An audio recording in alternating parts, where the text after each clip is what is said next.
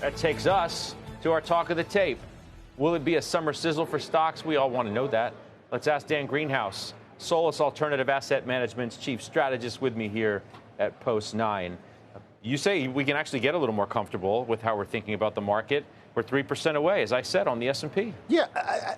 On the technical side of things, which I know Joe spent some time on the halftime report, I like the consolidation above the 200-day moving average. The longer that you hold above that level, the better.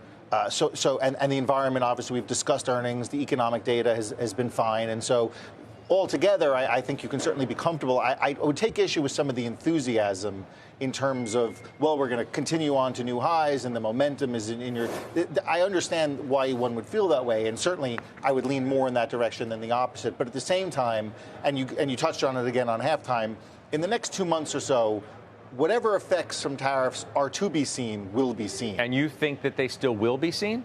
Because you were more positive than most. Sure, but I was positive in the sense that we were selling off 20% down at the lows, and I didn't think that was warranted. And now my argument was we should be back around where we were, which is where we are. So I think my issue now is how does the market react in a month or two when the data starts to show either in the form of drifting up 0.3, 0.4% CPI or PCE prints, or companies talking about raising prices or absorbing it via margins. How does the market react to those headlines? Because right now there's a sense, oh, everything's good, there's been no problem, we've done all these tariffs and there have been no issues. And I think those effects were always likely to be, and still likely to be, sometime in the middle end of the summer. There were issues with the bond market, and some suggest that they're going to roar again, and maybe louder than the first time.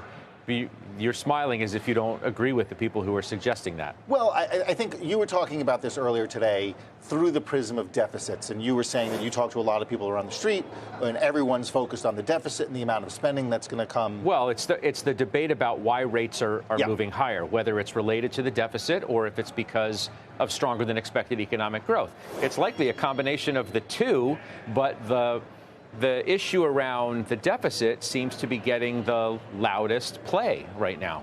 Listen, it's perfectly fair and reasonable and largely accurate to say it's a little bit of column A, a little of column B. I think the one thing I wanted to interject into that conversation is you're in the process of transitioning ownership of the Treasury market away from long-term stable owners to more, to oversimplify it, price-sensitive investors, which means probably term premium is going to go up, or the amount of compensation that I'm going to demand will rise, and that's going to put upward pressure on treasuries. And I think there's a component in there, and it is an ancillary effect of the other issues that we're talking about. But I think that transition, which is going to go on for many, many years, away from, again, price-insensitive buyers and towards more price-sensitive buyers, is probably going to affect the Treasury market as well. But to echo the point that was made, right now I don't think yields are going up predominantly because of increased supply, because again, if money was coming out of the Treasury market per se, you'd see it going into some other comp across the world, the bond market or the OAT market or JGB. You don't see that.